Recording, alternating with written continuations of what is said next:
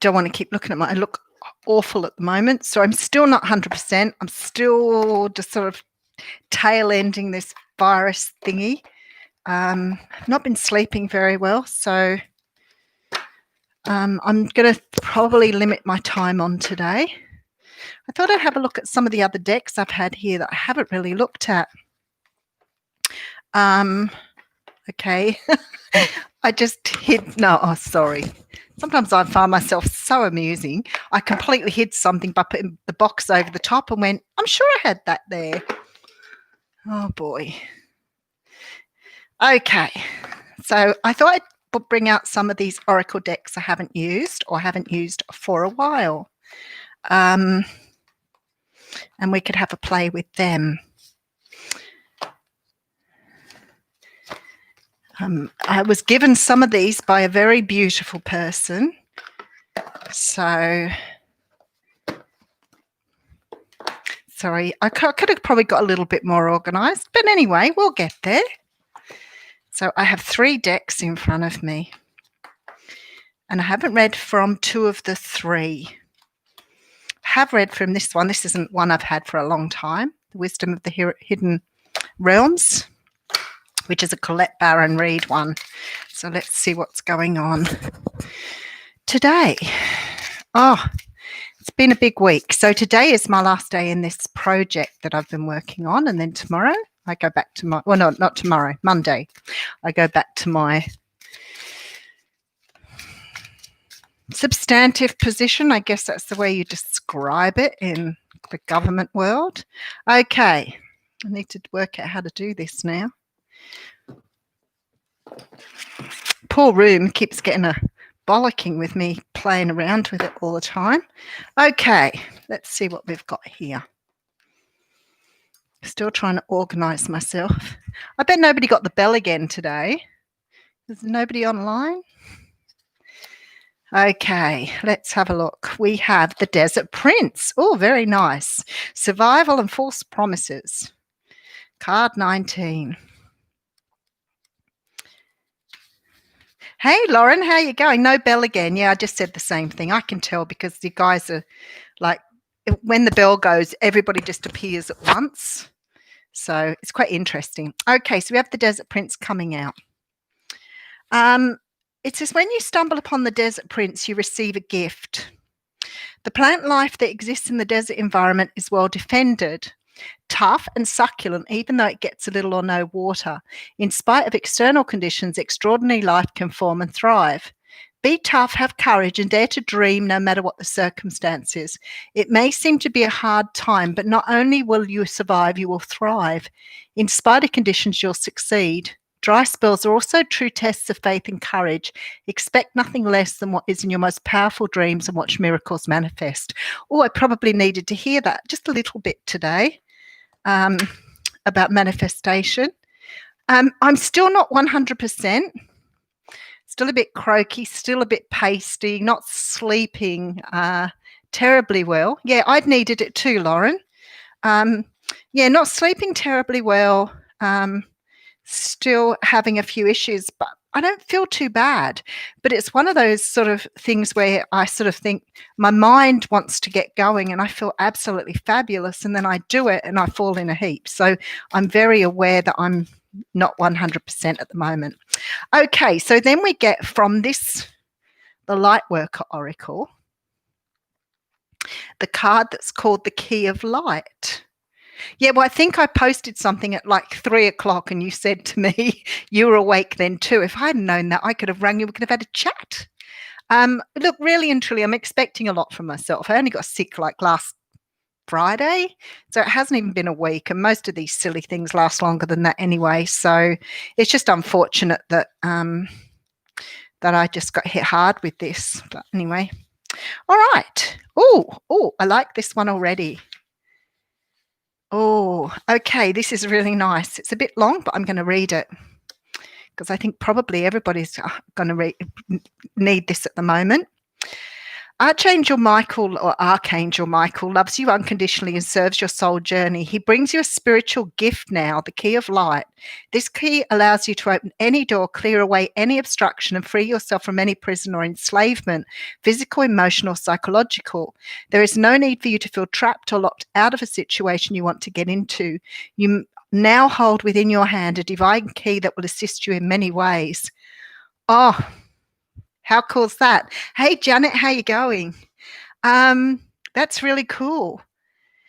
Archangel Michael has a message for you. You have the power of the divine in you. You have the ability to free yourself no matter whether it seems that another person, a set of circumstances, or in the entire world holds more power than you.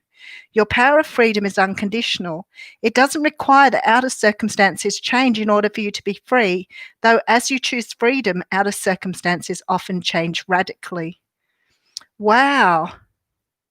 This is about staying true to yourself here. It's a message for you to trust in your own ability to triumph right now. You are the key to success. Believe in yourself. You don't have to force a door to open.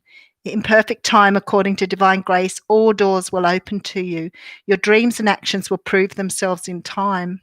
No person, place, or thing has any power to hold you back.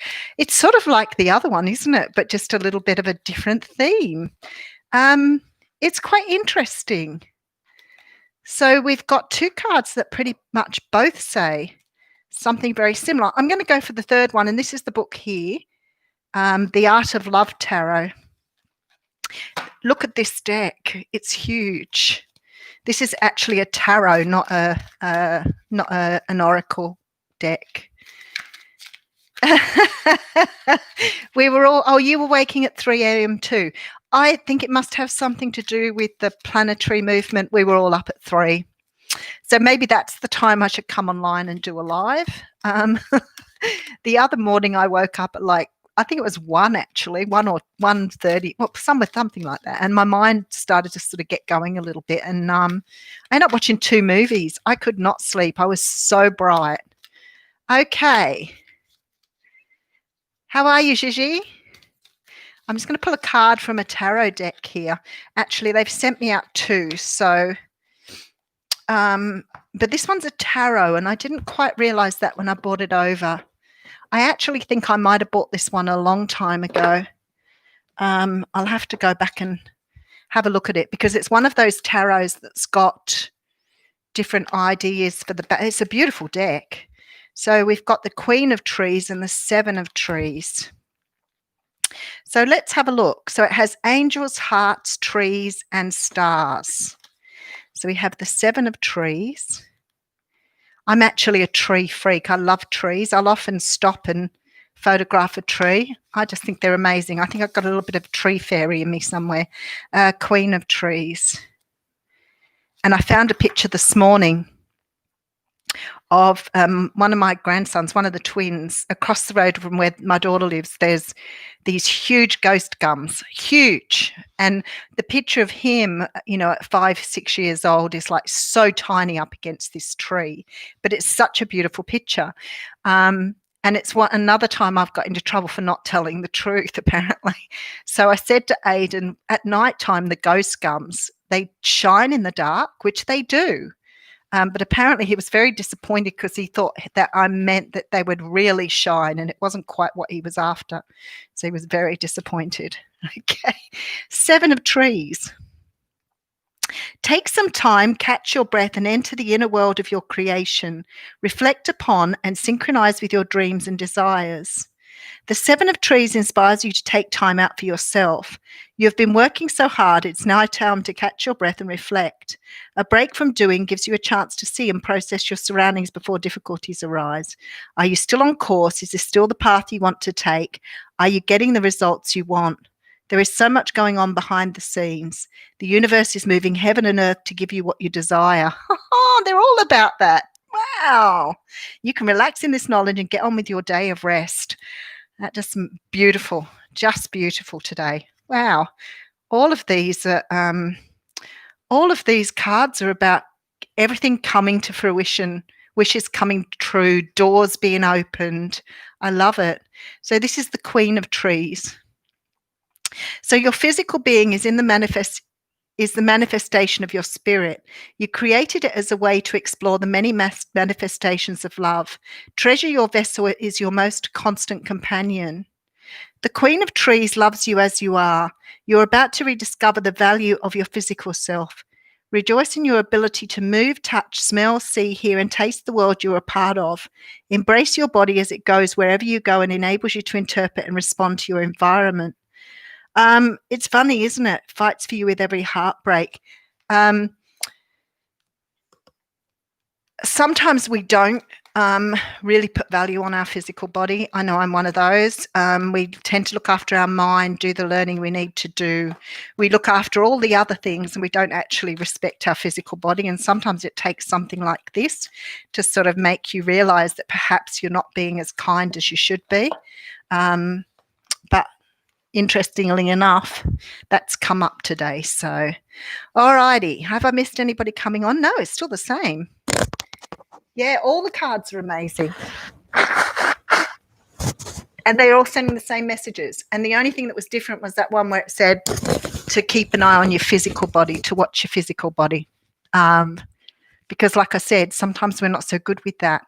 You know, we don't always eat the food we're supposed to eat. We don't always drink what we're supposed to drink. Hey, Jane, how you going?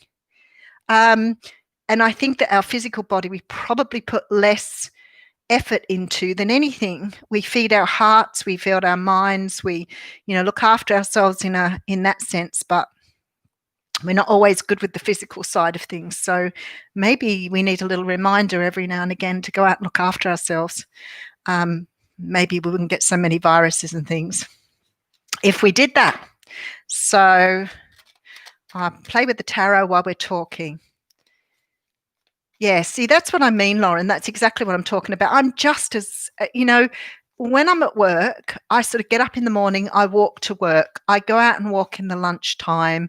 You know, I sometimes buy my food at work. I don't always take my food with me, but I'll still eat pretty healthy. We all, you know, do crazy things. I'm not really much of a takeaway food person, but that doesn't mean that I don't go and buy a pizza occasionally or, you know, have a block of chocolate or whatever else. But for the most part, I'm pretty healthy.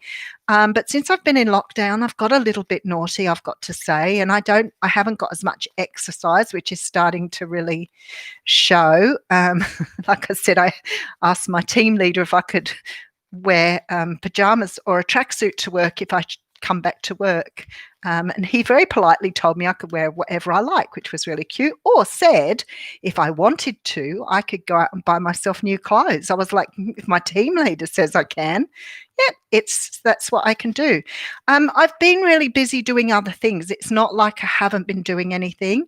And I have been conscious that, you know, I'm not, you know, I'm trying to sort of rest up at the moment because I'm not feeling well, but I do try to be as active as I can. See, new PJs for work. That's what Greg said. Go and buy yourself some new clothes then. I was like, oh, you're the type of man I'd like.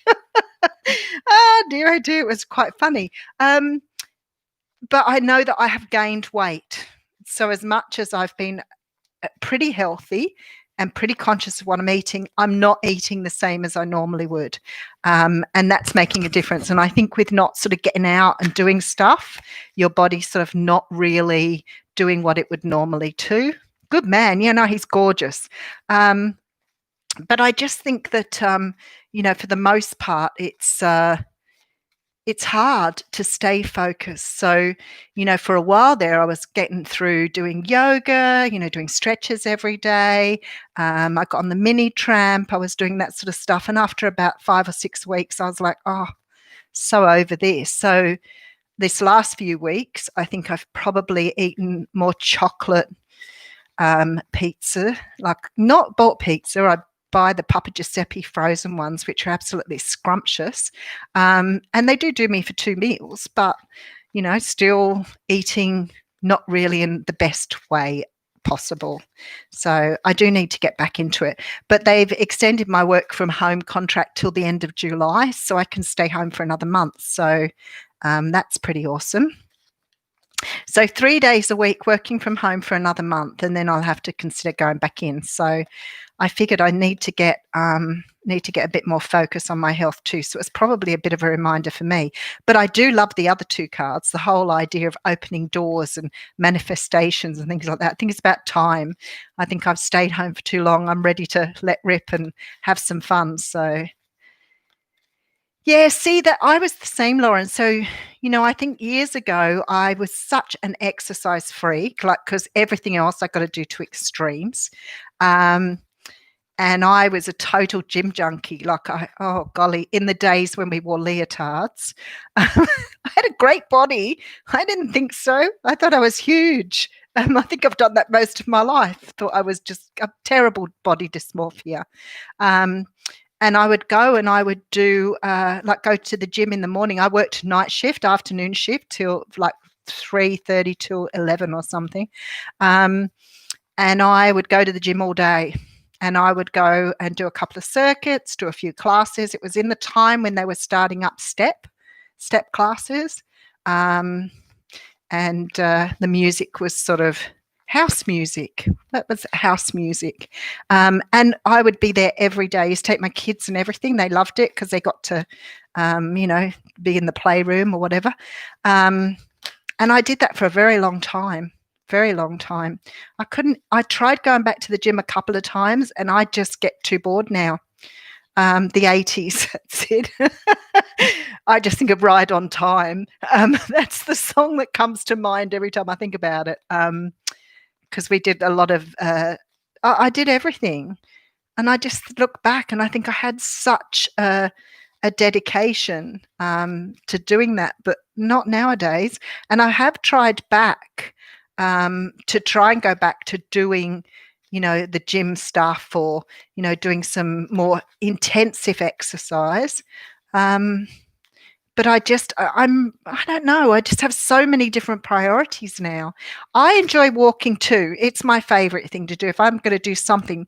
And I love if I have to walk and I have a destination or I have something that I'm walking for. So if I'm walking to go to the shops or I'm walking to go to work, walking to go and buy an outfit, buy something, then I'm great. It's almost like I need a reason. And I feel that when I'm at the gym, I feel almost like I'm wasting time, if that makes sense. Hey, Gillian, how you going? No bells again. Don't know what's going on there. Yeah, I love, hey, Crystal Beauty. I love the big walks, just as a granny, a granny weightlifter. There's probably thousands of them out there. Yeah, we're all loving working from home. The sunsets have been beautiful there. Yeah, I don't know why the no bells for the couple of days, which I've tried to get on at the same or a similar time. But yeah, I love working from home too. But I've got to say, I'm sort of at the point, I live on my own. I don't really have, I've probably been on a few dates here and there over the last few months around COVID. I don't really have, I normally would go, I would normally go and visit my friends. So they are being a little bit neglected at the moment. And I am excited to go and see them. My bestest pal came to visit me a few weeks ago and I really enjoy it. But I'm like you, Lauren. As much as I am a loner and I am quite an introvert, so I do like my time alone. Yes, nice cards. It's coming, honey. It's coming. As much as I like to be alone, I do sometimes crave the company of adults or other people. And I sat with my team leader yesterday for like an hour just talking about nothing. And I got off the phone and I thought, he's very much aligned with my way of thinking. They're changing a lot of stuff at work, the way we work. And I'd sort of written to him and said, if you've got time, sort of slot me in somewhere. I just want to know what's happening before I come back to my normal job. And we got talking about everything and it was just so good. I got off the Microsoft Teams as it is. And I felt really good after talking to someone. But there's so many reasons for working from home that my body feels better. I don't get the aches and pains. I don't, because I'm not around people, I don't absorb their energy so much. So I find overall working from home suits me nicely. I think I have to, when we go back to work, just adjust to maybe just working 1 day a week out of the office and doing the other days at home, because I actually think I'm better served doing that. Okay. You're welcome, Gillian. I love doing the extra readings. It's been fun, and I've been trialing all the new equipment. I've got more stuff coming.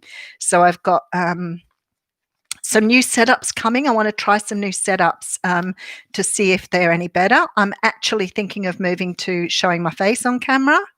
After doing this, I feel a little bit more comfortable. Yeah, I think so too, Lauren. I think it's a really, really good idea. Yeah, Janet, I've really stopped with the aches and pains. And I know they're emotional absorption. I know that I take on a lot of energy when I'm around people all the time, and I love being around people. I really do. But and spirit's on my back all the time about my protection, and I forget. And I come home exhausted and think I haven't really done that much, and I'm absolutely shattered by 5 o'clock, ready to fall down. So I wish I'd get a little bit more conscious of how much my body needs looking after. Yeah, the new setup is starting to, I will have something better. I've tried a couple of tripods out, and they make these flimsy tripods, and every time you put a bit of weight on them, they just sort of jump out all over the place. So I've ordered a couple of other things. The wish card just jumped out, by the way. I've ordered a couple of other things to see how I go. I don't really want to change the iPad. It's really easy to use, but I'd like it if I could sort of flip the iPad to go onto the card. So I'm working on all of that, but getting there. Oh, how are you, Queen of Water? Jane, I think that, yeah, I've thought about that. I thought it would be good to have a dog, so you had to go walking. I've got flawed tripods. They're really bad. They just don't have the weight in them, and they weren't cheap. Even with the one that has the ring light, that wasn't cheap at all. But the ring light just kept tipping every time I put it in a certain position. So I've had to put it like behind the table. So I'm not really sure what's the best way to go. But I've had a couple of people that I know offer to give me some guidance. I already own an EOS camera with a multi-lens, which is absolutely beautiful, but they're just so complex to use, and I'd rather have something a little easier. And I had a Hero camera as well that I took a lot overseas, and even that proved to be a little bit complex. The iPads and iPhones are so easy to do the videos on and upload them. And, I mean, already the amount of time I put into doing them, I don't want to be fiddling around for hours with the technical side of things. So I'm learning. I've been really lucky that there have been some great people on here who said, go and get certain things like the stand for the iPad there.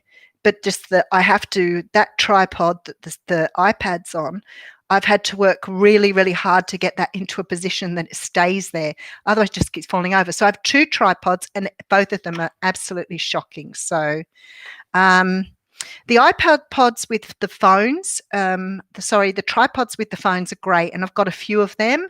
But what happened was I used my phone for the first 12 months. And it became a problem because it kept overloading all the time because of the videos. So if I went and bought the iPad thinking if I use the iPad, I can keep the phone separate. The other thing that happened quite a few times is I'd be halfway through a reading and my phone would ring. So I had to start remembering to tape without the phone anyway. So I decided to buy the iPad, which was fantastic. So I bought the first iPad, and silly me, I bought one that couldn't have a plan put on it. So I didn't have any internet for a while. So I had to go back and buy another iPad, and I gave the old one to my daughter. And this one was a few $100s dearer, but it allows me to have a plan on it. So that's been really good. So I'm really happy to still use the iPad, but I really want it's more about the setup now so that you guys can see the cards. Yes. Yeah, editing with the camera is hard. I don't really find them easy at all. The iPad's much easier for me. And like I said, you don't want to be doing that all day trying to work out how to do it. Yes. Yes. So I'm really trying to find the best things to do. And as I said, I've got a couple of people who've written to me and said to me, you can do this. When I first started doing with the phone, and I had to put it on the computer and then I had to upload it. And the way things are now, I can tape on my iPad and I upload on the computer. But if I miss uploading for whatever reason, like for example, if I'm away and I do a video for you guys, I can upload from my phone now. So all three are connected, which is really, really cool because that means that if I'm on holidays or something, I can still do videos, still upload them exactly the same way. So if I can keep like that, I'm very happy. But yeah, I don't worry about the editing. I had somebody who suggested doing the thumbnails with Canva. And so I'm learning how to use Canva now. I've learned how to use Zoom, of course. So I'm getting proficient with Zoom, thanks to a few people here, you, Jane, in particular. So I'm getting really good with Zoom. So I'm starting to use Zoom a lot more for personal readings too, because it's really easy because you've got them all listed on your system. You can send the invite out to people and then you don't have to worry. You've got everything there. You just have to click into it. So in effect, everything is going beautifully well. And although I wouldn't say I was the most technological savvy person on the planet, I'm certainly learning how to work with stuff. And like I always say to you guys, I absolutely love that we're born in this era and we have all this stuff. I have no issues working with this stuff, but I'm probably still at a bit of a loss because sometimes it's a hit and miss thing for me. So buying tripods, buying lights, all those sort of things, I may not always buy exactly right. So the ring light I have here has the phone attachment on it so that I can do phones here if I want to. So I still have that, and that's fabulous. It's really, really good, and it wasn't expensive. And I use that sometimes, which is awesome. And some of the other things I've got too, like I've spent money on things and they haven't really been what I've needed, but I've been able to adapt them in some way, shape, or form. So, well, trial and error for me, Lauren, is really good because I get to learn about what is right for me then. But it's been exciting. It's all happening. I'm enjoying the journey. At the end of the day, I can still do what I like to do. You guys get, to see what you want to get. And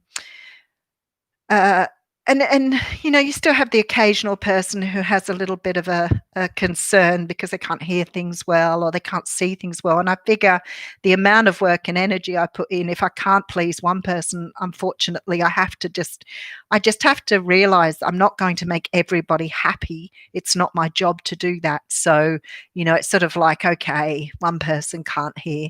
I just have to tell them to put headset on or, upgrade their volume on their particular item, because the majority of people, several hundred a lot of the time, are hearing and seeing okay. So when one person can't do it, I just have to accept now. Whereas in the beginning, I would freak out about that, oh boy, somebody can't hear. What am I to do? And I kept trying all these things and people still kept saying it. So anyway, we'll get there. No, most people haven't, Lauren. Most people haven't. I think most people are very, very generous. And they know that, we're being generous by providing the readings. So, yeah, I agree, Shiji. I think sometimes it is.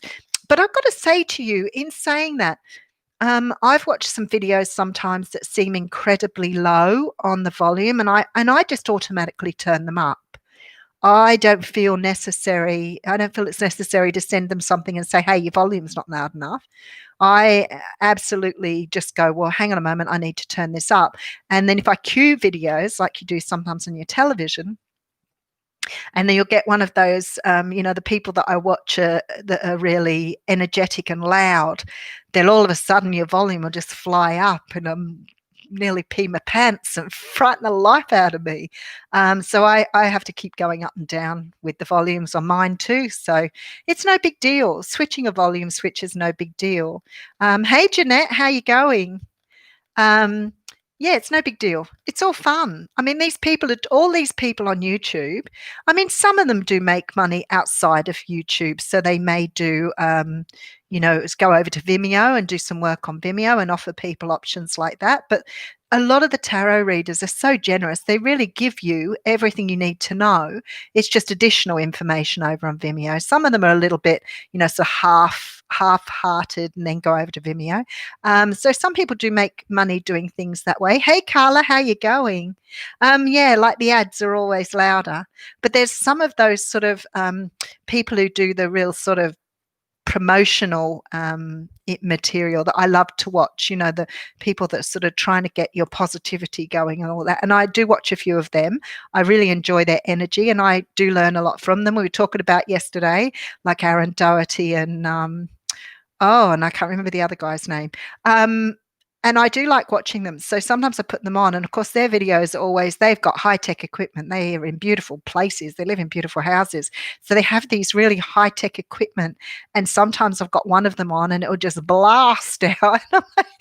Frighten the life out of me. So yes, it does make a difference, the equipment you have. There is no doubt about that whatsoever. Okay. So what else is everybody? So some people, yeah, I like Aaron Doherty too, and the other guy, and I just can't think of his name offhand, has really long hair, and he's a little bit sort of left of center, and that's cool. But he's really interesting too. And like I think I've said to you before, and of course the Spartan coach, Richard Grannon, I watch him, although he's offline a lot at the moment due to some sort of controversial things. But I still watch those. I still love watching all those things. Jake, that's him. Jake, Jake Ducey. Jake Ducey. He fascinates me. I love the way he's so laid back, but so punchy. And you're like, wow, how can you be so laid back and so punchy? But I do listen to them because I think that they are, even if they don't have everything that I want to hear, I get so much out of their energy. And some of the way they conceptualize things. I was watching Jake the other day and something he was talking about. And he's really cool, Lauren. He looks like he just walked off a beach. He really does. He's so laid back. But his ideas and his concepts are fabulous. Again, taking things with a grain of salt. He may not say everything that you want to listen to, but certainly gives you some like ideas or thoughts around things that help you to think of things differently. And I love people who challenge my thinking. So go after him. He's really good. But Aaron Doherty he's fabulous too. Again, not everything that he comes up with is probably aligned with my thinking, but he is a little bit more sort of along the spiritual stuff. So he sort of, I can relate to him very well. But it's just they're high energy people. Jake Ducey and Aaron Doherty, they're sort of like, what would you call them? Like progressive people. They, they're looking at all the stuff you do spiritually, but they're looking at it more from that sort of secret side of things, being able to manifest, being able to bring things into fruition. Sorry, I've got a little fruit fly thing there. Oh, and I've got him too. Sorry, I killed something on camera. Don't go out on strike or anything. Sorry. Motivational. Thank you, Gigi. They're motivational speakers in their own way. They're very different. Both of them are different. But how are you, Jane? Morning from Austria. Beautiful. They're both very different. Aaron is, as I said, I feel like he's sort of a little bit more spiritual, although Jake probably looks more spiritual.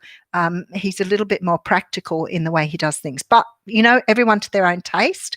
Both of them motivational, but both of them look at the spiritual side, manifestation, raising your vibration, all the stuff I love listening to. But like I said to you, I also watch Richard Grannon, and he will be somebody, if you've got any issues or problems around your upbringing, childhood stuff, he will be the first person I send you to. Aaron had a very tough life. He had, I think, narcissistic parents. He had a very violent family, if I remember rightly. So he has been very inspirational for me, Aaron. But Richard Grannon, oh my goodness, I just couldn't love watching anybody more than him. He is so aligned with my way of thinking. Every now and again, he goes a little bit sort of different to me or disagrees with something that I might be set on. But for the most part, I find Richard Grannon amazing. And I know that he has his ideas are probably a little bit more left of centre. But I still can understand where he's coming from. All of them are on YouTube, Jeanette. All of them. Yeah, they're probably the better ones. There are some. There's a couple of really good female, like Teal Swan. She's got a very big following.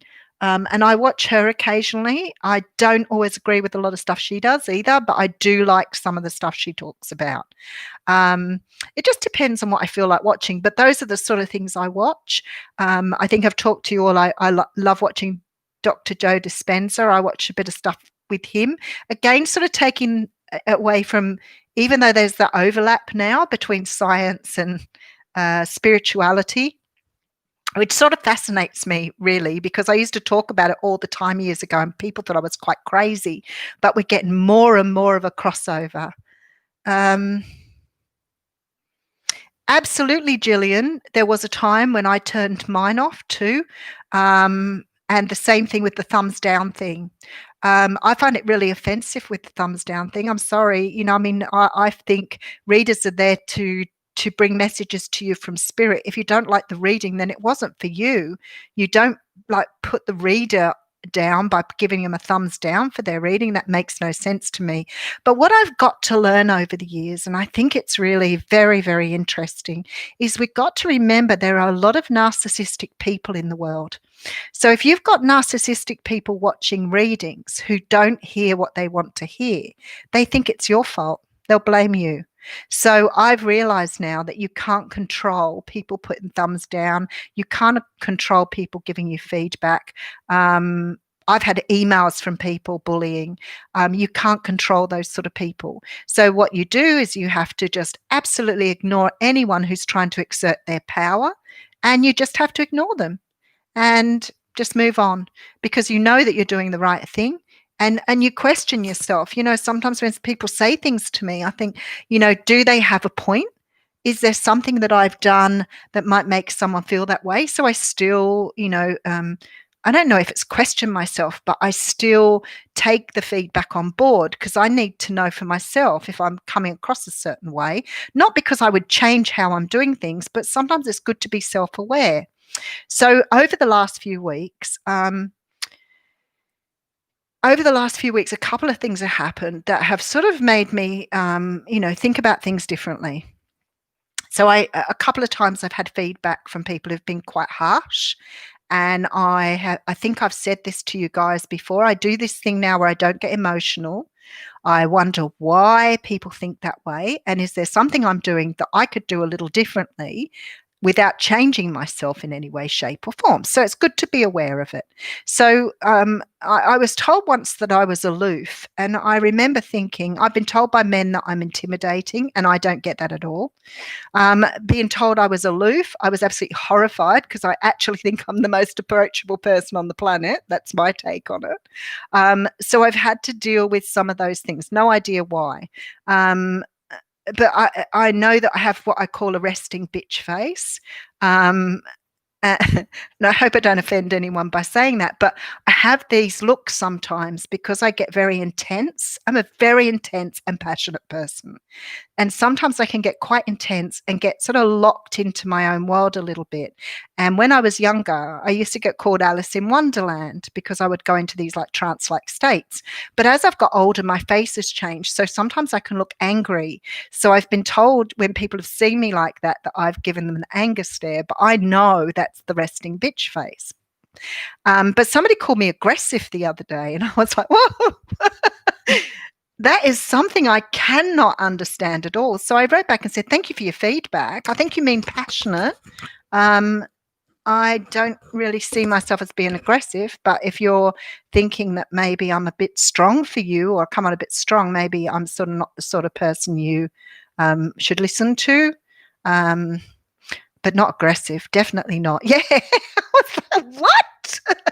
I'm not even aggressive at the best of times. Like I I love a good resting bitch face. Have you never heard that expression, Gillian? Oh, see, what you got to understand is, it's just the way your mouth is. So sometimes when I'm thinking, I'm like, I've got this sort of like this look on my face. And it just, because I'm deep in thought, my kids laugh about it all the time, but that's just who I am. Yeah, Botox is a great thing. I'm a bit behind on the Botox at the moment, Lauren. After being a few months in lockdown, my face is pretty much back to where it normally is. But I normally have a little bit of Botox in here and in my forehead just to soften the lines. But the rest of me, including those crow's feet, I've had since I was a kid. So your thoughts are all over your face, the same as your smile. Because the moment you smile, you start to do these. But they've been there since I was 14. And I remember people saying to me then, if you keep smiling like that, you're going to have wrinkles when you get older. I don't think I've done too bad. Hey, how you going? Oh, there you go. Yep, Caitlin, nobody got the bell. It's crazy, isn't it? So I don't know how I got onto that sort of conversation. I guess because somebody was talking about, people putting horrible comments under your videos. I read all the comments that everybody writes, so I go through them every day if I can. I remove a lot of stuff before you guys get to see it. So if it's any way negative, if it's negative because somebody's written something like, I don't want my boyfriend back, he's a real dick, I just leave them. I'm like, okay, obviously wasn't your reading, but you couldn't work that out, so that's fine. I leave them up there. But when I get comments, actually we'll get a lot of sex videos promoted in between the lines. So ones that give you, and I just remove them. And I remove any that are negative. So I just think that, at the end of the day, people want to have their say. You're not going to stop people from being mean and nasty. Unfortunately, the world is full of mean and nasty people. Just surround yourself with the ones that aren't. But for some of the readers, I've watched a couple of the really, really big readers who I loved when they first started out, and I've seen them react and respond to people who've given them negative comments, and that's what those people want. They just come back tenfold. So the poor reader is sitting there screaming and yelling at the person's negative comments on the screen. And I think, you would have been better off to ignore them, have a moderator to take them out. But I actually think that their probably viewership has gone up because it's so much fun watching them go off the air at people. So I think that perhaps a little bit, it's like watching Big Brother, isn't it? A little bit of action that's negative goes a long way. Yep, absolutely. So Scott, he's probably working. Laughter lines. Sorry, I'm still coldy. Oh, Botox was one of the best things I ever invented. Took me years and years and years. I've only just attempted it in the last 12 months since I met my sister. My sister from my, don't think I've ever told you that story. I don't think I've ever told you that story. Okay, so here we go. We're going to have a little peek into my life again. My mother told me when I was 48, 49, that the man who raised me wasn't my father. And I set on this sort of big trail of trying to work out who my father was. So my understanding is, and I wouldn't normally talk about that in this sort of venue because I always think my family seem to keep a check on me anyway. But knowing the rest of the stuff that's gone on. Anyway, cut a long story short, I'd had a DNA test done. I actually sourced my stepfather's, just to make sure, I sourced my stepfather's blood from the hospital because he died of cancer. I sourced his blood from the hospital that was in Melbourne that had been transported to Tasmania, or Tasmania and transported to Melbourne. But anyway, so I managed to get hold of his blood, had a DNA test, found out he wasn't actually my father, and went on a search for my father. I tried everything. My mum's brother helped me because he was really horrified that my mother had told me that. So he helped me. He's a policeman, or was a policeman. So he helped me look for records and whatever else. And eventually I gave up. It was such a huge time for me. 44. Anyway, I eventually gave up. So after 3 or 4 years, I went, okay, I'm giving up. I just have to accept I'm never going to know who my father is. Anyway, about 2 or 3 years later, no, maybe longer than that, maybe 5, 6 years later, I decided to get a DNA, ancestry DNA done. And so I had that done. Very, very excited to see my history because I'm like nearly 10% African. I have 6% or 8% Viking. Of course I do. And English and a few other bits and pieces in there, but predominantly, obviously, English. Anyway, I was very, very excited about having it done. It was the downfall of my family and me because they were absolutely horrified that I was still trying to find my natural father, and became very aggravated because apparently I'd put my mother to shame, and we ended up cutting off with the family. So that was it, done. And I haven't spoken to them since. And anyway, so what happened was from the DNA. So this is when you know that you have spirit on side with you. This is why I never, ever, ever think I do not have support from the universe. So I got an email from a girl who said, we've just come up as a match on DNA, on Ancestry DNA. And I was like, okay. She said, I think you might be my cousin. And I went, okay. So we started talking, and she was a sister. So it turns out that our father was a bit of a, he's lovely, by the way, but he was he was only 17, 18. I was the eldest. So far we've got, I think, 10 of us. So he was the eldest of the ones that I know of. I'm the oldest so far. And he was about 17, 18 years old when he fathered me. And then he went, I'm sure there's more out there, but we're up to 10 so far. There's been a lot of people who've come in who have been related to me but don't really understand the connection. So I would say the same things happened with them. He's probably been out there quite a bit. I don't believe that there was only 10 children in a period of for 20 years. But at the moment, there's 10 of us. So anyway, so one of my sisters turned out that she was here in Australia. So I went to meet as soon as I found out about her. So I talked to the other sisters, and some of them had been adopted, and some of them had been raised with a natural parent. But as it turned out, the sister that was here in Australia, as soon as I found out about her, I got in my car and drove. She's in Queensland. So I took up, no, I haven't done a TV story. So I took a drive to Queensland and met Sylvie, and I couldn't believe it. I looked at her face and it was just a blast because the first time in my life I saw myself in someone else's face. I never looked anything like my family, so it was it was pretty huge for me. But anyway, I spent a few days with her. We found we were very, very similar. We'd had very, very similar upbringings. And I totally fell in love with her. So we've been very, very close since. And I'm reading all the comments now. Somebody said a while back that the Ancestry DNA was a joke and it wasn't real. I was like, okay, really funny. So all my family that have had the test done have all come up on my DNA. So I've got uncles and cousins that I know about that are on there. So I can tell you now, it is a true thing. It's real.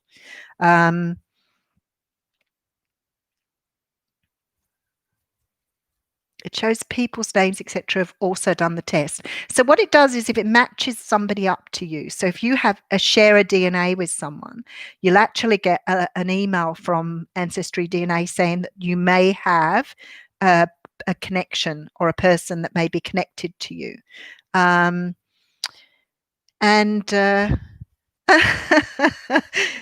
It's been a really an awesome journey. It created a lot of pain, but you know what? The healing it done for me was so amazing.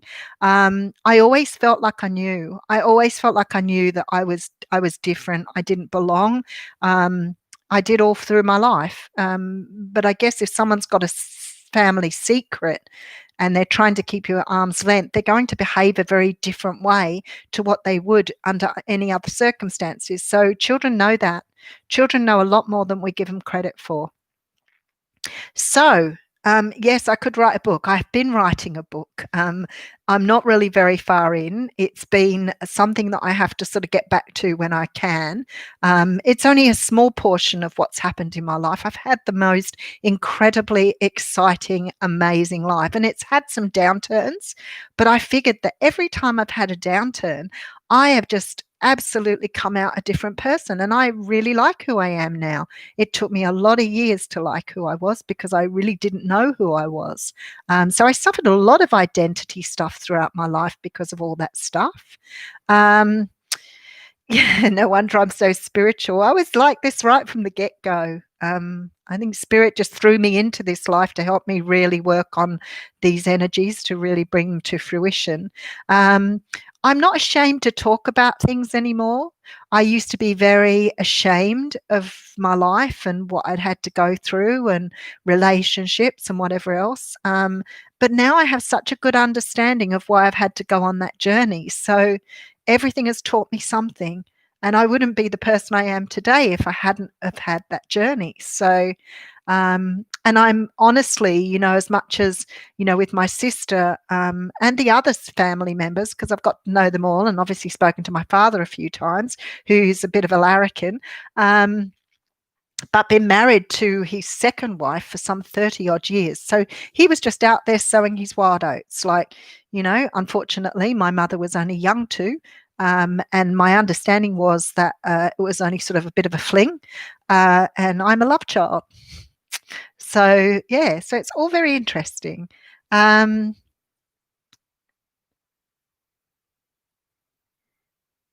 oh, okay. Caitlin, you should be able to find that out. You can actually do it by just having your parents' DNA if you can get your parents' DNA. Um, the man who raised me, who was a very cruel man, and I didn't really know. He used to all the time he would tell me and tell my siblings that he disowned me because of things, um, and I didn't really ever know whether he knew what had happened or not. And that was irrelevant. So I had very little to do with him at all. I didn't like him a whole lot. He's good now. He talks to me all the time now, and I know that he's very sorry about the way he behaved. But he he was a very, very difficult father. Um, but when he died of cancer. I never saw him when he died. I didn't. The rest of my family went to see him. I didn't, and I didn't know then. I thought he was my father, but I just felt that he just never loved me. So I was okay with that too. So when he died, and died of cancer, I didn't know, but I was really lucky that they said, and I found this out through some really great people when I was looking, that if someone dies in a hospital, they keep either DNA or blood on record, especially if they've died from a particular type of cancer. So I was able to. Oh, your DNA matched your history. Yeah. Um, yeah, I don't know that my parents loved each other. So, um, the man who raised me, I think it was just a one night stand thing. So, I don't think there was any love there, and there was certainly no love lost in our family. I don't know that I ever felt loved by my family, but that's okay too. So well adjusted to all that, Caitlin. I have no problem with that whatsoever. It just led me into a string of loveless relationships. That's all. So, at the end of the day, like I said, I really like who I am now. And I know I've, been through some pretty sort of traumatic things, but I couldn't be any happier than what I am in my life right now. And I have a beautiful family, and I invested a lot in my family. Have I always done things right? No, definitely not. Have I always, tried to do the best I could? Yes, definitely. And I can attest to that. But I now have like, what, 7 grandchildren, one on the way, one possibly on the way shortly. They're trying. And I have my own family, and my family were never interested in my family at all, at all. We're talking about people like a mother who bought presents for all the other children and not for mine. So we're talking really explicit, spiteful, nasty behavior. But she never saw it that way because she doesn't understand. She never got it at all. And even when I put her on the spot and said to her, about not loving me, it was not really so much that she admitted to not loving me. It was more about the fact that I think that she just disliked me intensely, probably from the time she found out she was pregnant, because she didn't really want me. So I had to come to terms with all of that too. And this is where people like Richard Grannon and the beautiful Danu Morrigan are so amazing, because they talk about these things. And it was hard. Working through all that energy and understanding all of that was very, very difficult, but it helped me to understand who I am. But it also helped me to understand other people a lot more. And now I have the most amazing job of helping people on their journey. So how could I not be happy with the way my life's turned out? I couldn't be more happier. And then I know that, I'll get to do more and more work with people, trying to help them understand their own journeys. Yeah.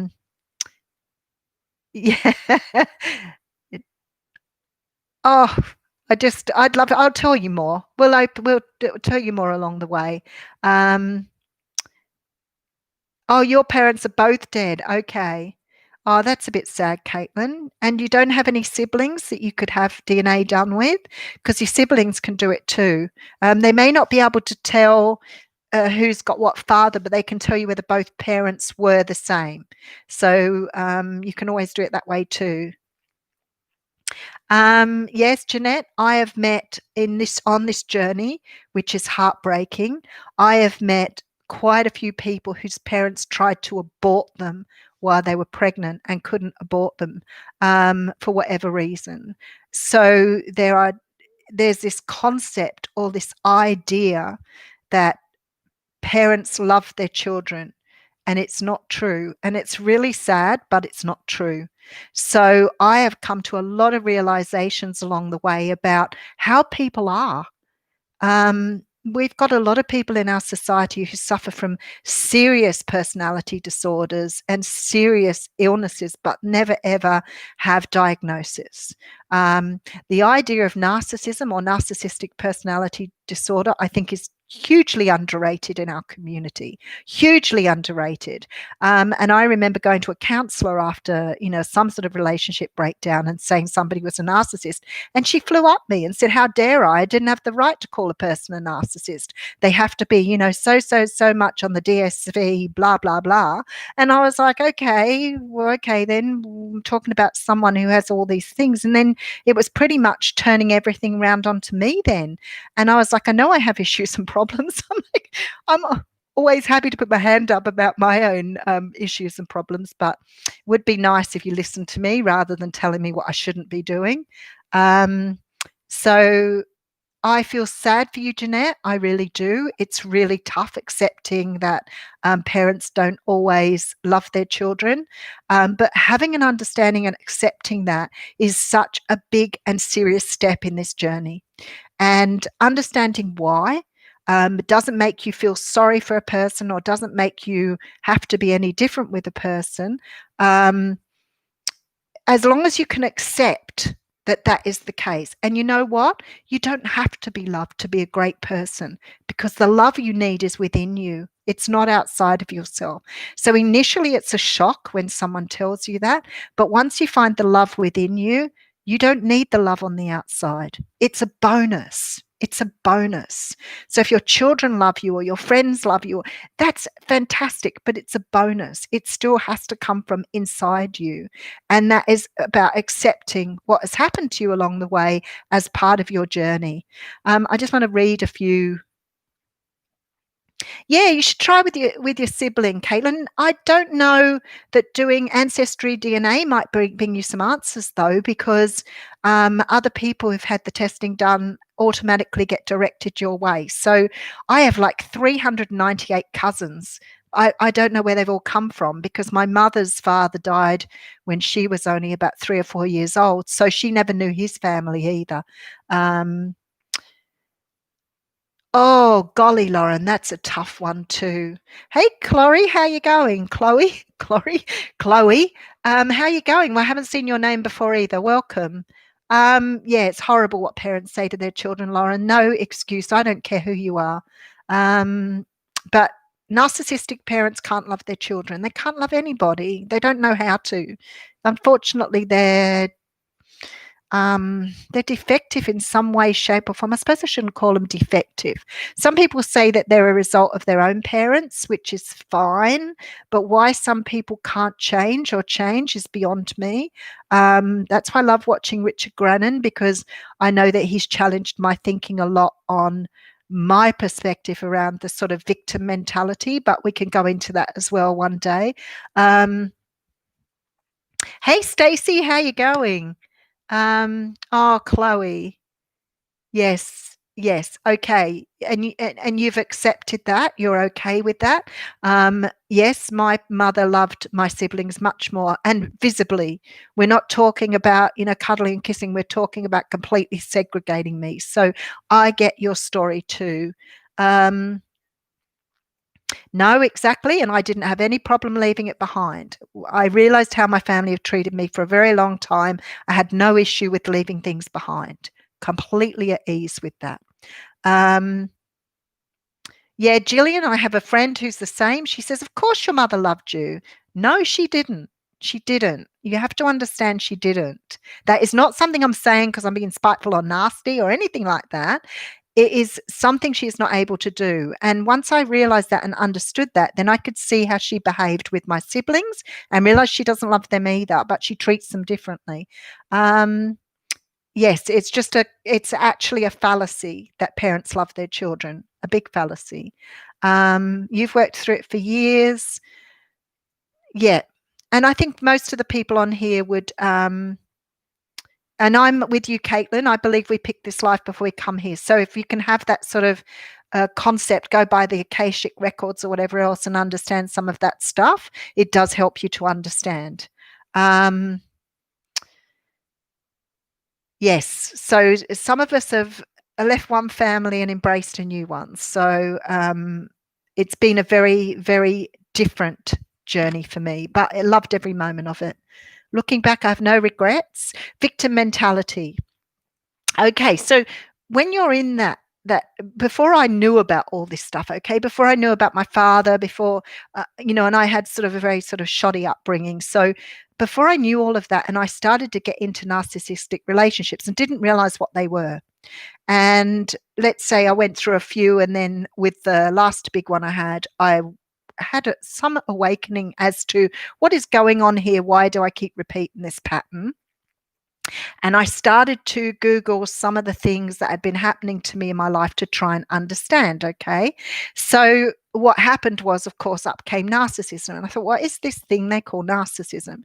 So I started getting into that, found Richard Grannon, found Danu Morrigan, did a lot of research. So I'd had a lot of counseling trying to understand why I had done the relationships, but nobody had ever raised anything with me around those sort of things. So it was really enlightening for me. So I started watching a lot of that stuff, started to understand, but then I started to understand about myself and started to understand through my upbringing. And I always talk about the fleas.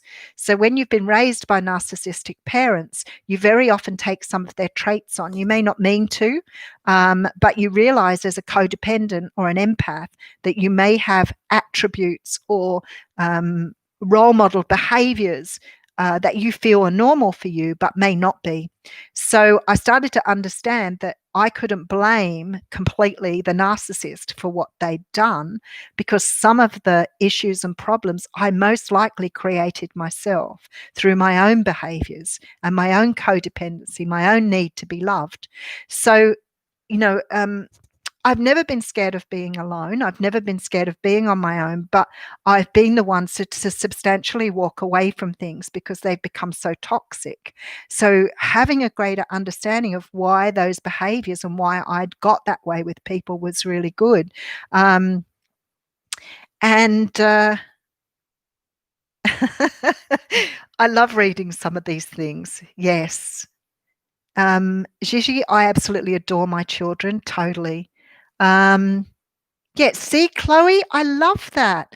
Did everybody read what Chloe had written? I think that's absolutely beautiful. My mother, being very conditional with her love, taught me how to love unconditionally. What a blessing for you. I agree. You're really lucky. And that's why I look at it now for me too. I think, even if it's been a tough journey, even if at times it's been very emotional and very difficult for me to, work on myself, understand myself, tear through all the things that I haven't got right. I have got to know myself so well, and I really like who I am now. I spent many, many years not liking myself because I didn't really understand what was happening, what the process was. So I just thought I was unlovable. That was the way I'd grown up thinking. Well, nobody else can love me if I didn't love myself, right? So I really understand now what people go through on this journey. And sometimes I meet people, which is really beautiful because I meet people who are very young and they've already started this journey, and I get to help them when they're young.